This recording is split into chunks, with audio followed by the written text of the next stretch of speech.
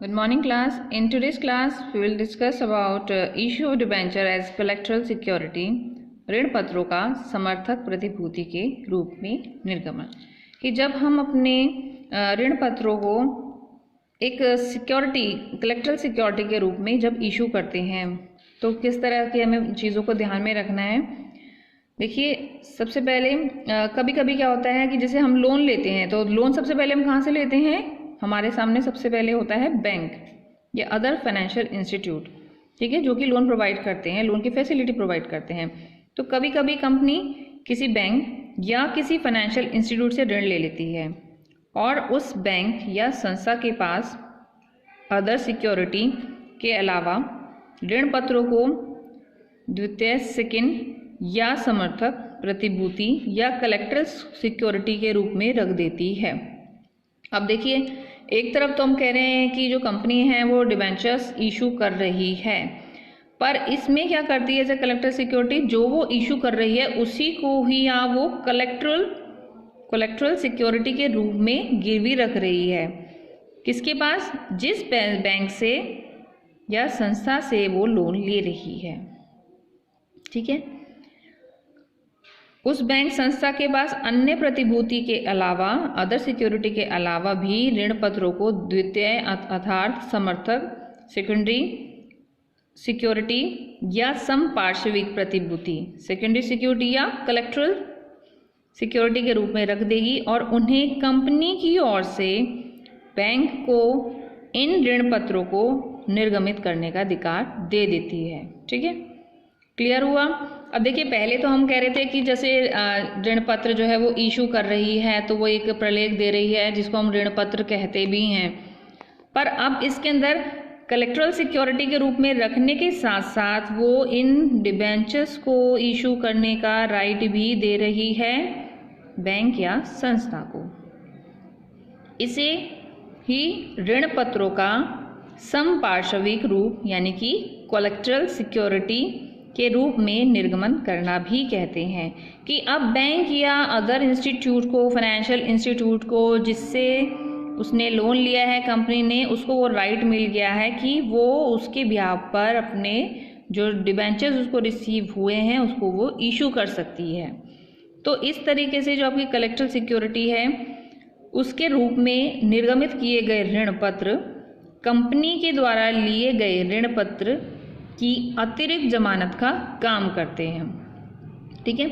तो जमानत का काम कौन कर रहा है कि वो राइट, जो अधिकार उसको दे दिया है ऋण पत्रों को निर्गमित करने का बैंक को, ठीक है।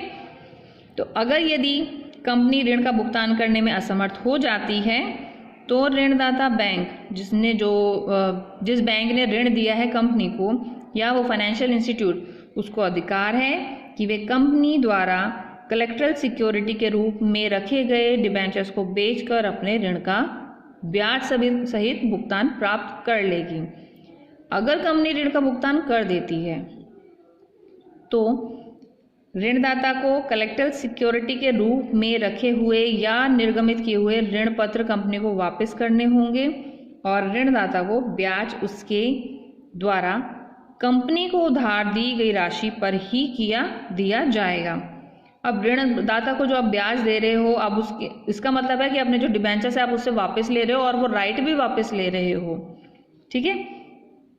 तो ऋणदाता को जो ब्याज उसके द्वारा कंपनी को उधार दी गई राशि पर ही दिया जाता है और जमानत के रूप में जमा कराए हुए कंपनी के ऋण पत्रों पर कोई भी ब्याज नहीं दिया जाएगा।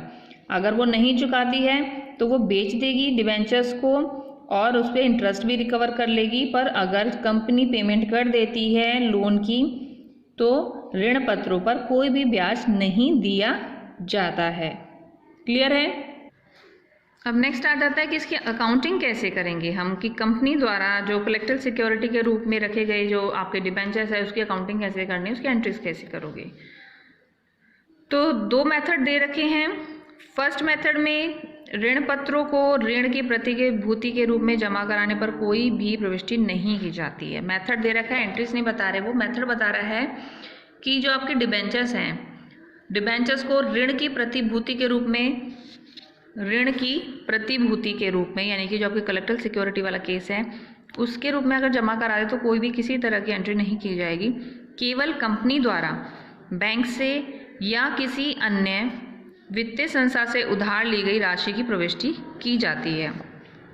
कंपनी करेगी बैंक से या किसी अदर फाइनेंशियल इंस्टीट्यूट से जो उसने उधार लिया है उस राशि की प्रविष्टि जरूर करेगी, और बैलेंस शीट में गैर चालू दायित्व शीर्षक में आपकी जो लायबिलिटीज़ हैं उस हेड में, उस साइड में बैंक या अन्य संस्था से लिए गए ऋण के रूप में कलेक्टर सिक्योरिटी के रूप में जमा कराए गए डिबेंचर्स को ब्रैकेट में उसका एक्सप्लेन कर देगी, विवरण दे देगी। ठीक है, कि जो डिबेंचर हैं वो एज अ कलेक्टरल सिक्योरिटी हैं आपके बैलेंस शीट में, वो मेंशन कर देगी। सेकंड मेथड में क्या है, बैंक किसी अन्य संस्था से लिए गए ऋण की प्रविष्टि करने के साथ ही कलेक्टरल सिक्योरिटी के रूप में ऋणदाता के पास ऋण पत्रों को जमा कराने पर यदि कंपनी की पुस्तकों में प्रविष्टि करनी है तो किस तरह से होंगे। पहली बात तो कहता है कि ऐसी को प्रविष्टि करने की जरूरत नहीं है, आप बैलेंस शीट में ही उस चीज़ को शो कर दोगे। ठीक है, पर वो कह रहा है कि अगर ऐसी कोई एंट्री करनी भी है, प्रविष्टि करनी भी है तो कैसे करोगे, debenture suspense account debit to debenture account. Simple है, बहुत छोटी सी एंट्री है, कोई कॉम्प्लिकेटेड नहीं है।